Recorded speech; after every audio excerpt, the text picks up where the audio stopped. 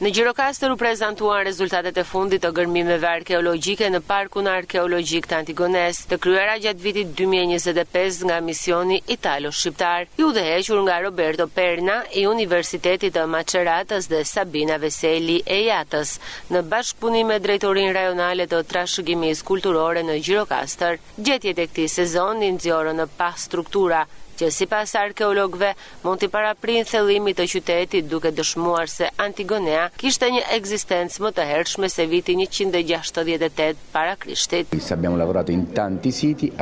Ne kemi bërë këtë projekt për 5 vjet në Antigone, por është një projekt më i gjatë që filloi në vitin 2006 me shumë drejtorë shqiptar, qëllimi i të cilëve është të studiojnë historinë dhe evolucionin arkeologjik të luginës së Drinos. Duhet të përpiqemi ta kuptojmë se çfarë ndodhi para dhe çfarë ndodhi më pas. Dhe për ta bërë këtë, duhet të kuptojmë historinë e Antigones. Kështu që filluam një projekt që merret me njohjen e qytetit, monumenteve të tij, organizimin e tij urban, si dhe gjithçka që mund të vlerësohet nga një këndvështrim turistik. Sfida për të pasur turist, për të pasur një zhvillim, është i bësh ata të kuptojnë. Nuk mjafton të shkosh atje dhe t'i shohësh.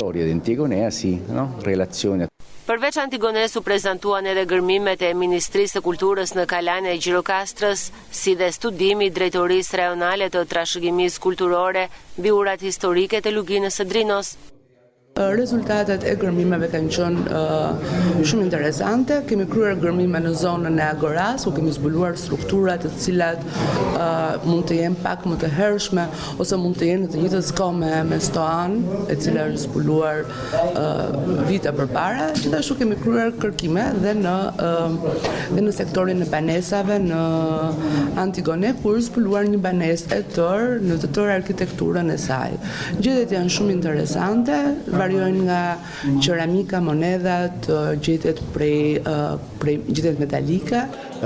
Arkeologët dhe kolegët tanë kanë arritur që të zbulojnë disa, le të themi, gjurmë të këtij vendbanimi që nuk njiheshin më përpara. Do të thotë disa faza të përdorimit të këtij qyteti përpara asaj që ne njohim nga burimet historike ose çfarë dinim deri tani.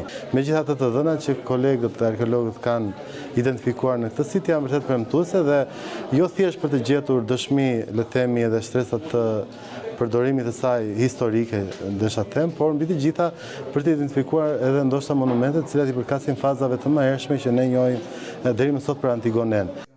Rezultatet e reja të gërmimeve jo vetëm pasurojnë njohurinë mbi Antigonen, por forcojnë edhe bashkëpunimin ndërkombëtar për ruajtjen e trashëgimisë shqiptare.